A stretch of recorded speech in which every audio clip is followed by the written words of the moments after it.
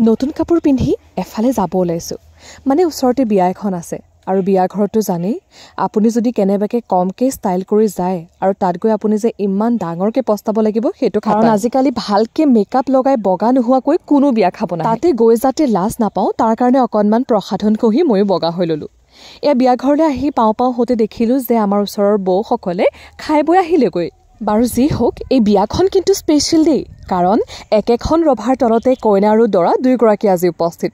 মানে দৰাজন অকনমান সাহসী হেতু কাৰণে কোনো দৰা ঘৰিয়া নোহোৱাকৈ কেইদিনমান আগতে মানে কেইমাহমান আগতে গৈ কইনাক অকলে মনে মনে লৈ আহি ঘৰত সোমোৱালে মই কি ক'ব বিচাৰি আছো আপোনালোকেতো বুজি পাইছে চাগে হেয়াই হৈছে দৰা আৰু কইনা দেখিতো চিনি পাইছে চাগে দুইগৰাকী ফুৰ্তি কৰি কৰি ফটো উঠি আছিল আৰু বিয়া ঘৰত ধুনীয়া ধুনীয়া ছোৱালীবোৰ চাই খুব ভাল লাগে নহয় নে বিয়াৰ ঘৰৰ ধুনীয়া ছোৱালীবোৰ অকল লৰাইহে চাই বুলি ভাবিছে নেকি নহয় ছোৱালীও চাওঁ কাৰণ সিহঁতে পিন্ধা ইয়েৰিংছৰ কেনেকৈ হেয়াৰ ষ্টাইল কৰিছে কেনেকুৱা কাপোৰ পিন্ধিছে সেইবোৰতো আমিও চাব লাগে দিয়কচোন আৰু বিয়াত গৈ মানুহ চোৱাৰ বাহিৰে বেলেগটো একোৱেই কাম নাথাকে এই টিকলিজনীৰ মাক আৰু মই একেলগে কম্পিউটাৰ ক্লাছ কৰিছিলোঁ আগতে এতিয়া বাগৰাকী আমাৰ ঘৰৰ পৰা অকণমান ওচৰতে বিয়া হৈছে এয়া হৈছে দৰাৰ বাইক বিয়াৰ পৰা আহিলে মনটো ভাল লাগি থাকে কাৰণ তাত যে চব ফালে ফুৰ্তি হৈ থাকে